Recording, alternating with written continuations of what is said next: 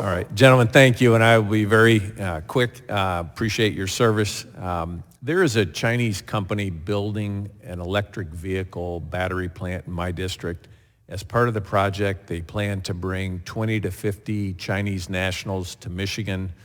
What do you feel are the odds of those nationals may engage in espionage for the CCP while they're in the United States? I know you've both been involved in looking at these kinds of things. Secretary Pompeo, you were issuing work visas to Chinese nationals as part of the State Department. I wondered if you'd both comment on that.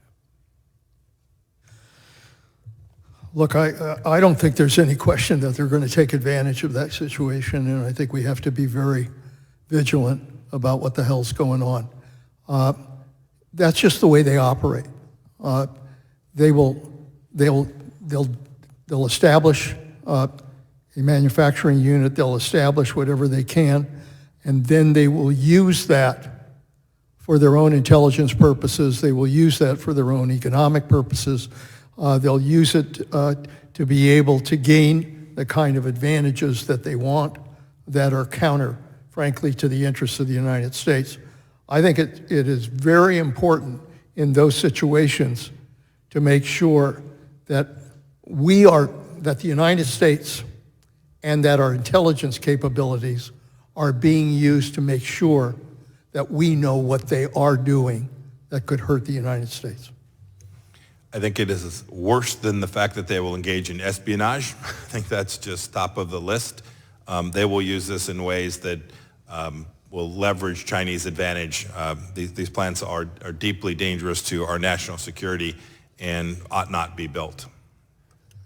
Thank you. And then one last question. One of the concerns, you've talked about the Belt and Road initiatives, China spreading money around. One of the concerns I've had is in some of our like in the Inflation Reduction Act, we provide green energy tax credits.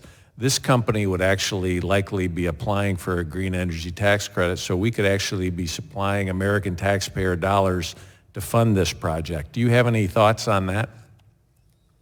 Yes, I'm against it. Trying to be quick. Thank you. By the way, it's not just that. You cite a good example, a marquee example, one that's been very public.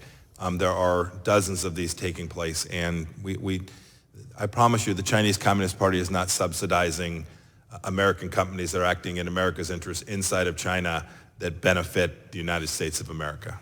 Thank you. Secretary Panetta?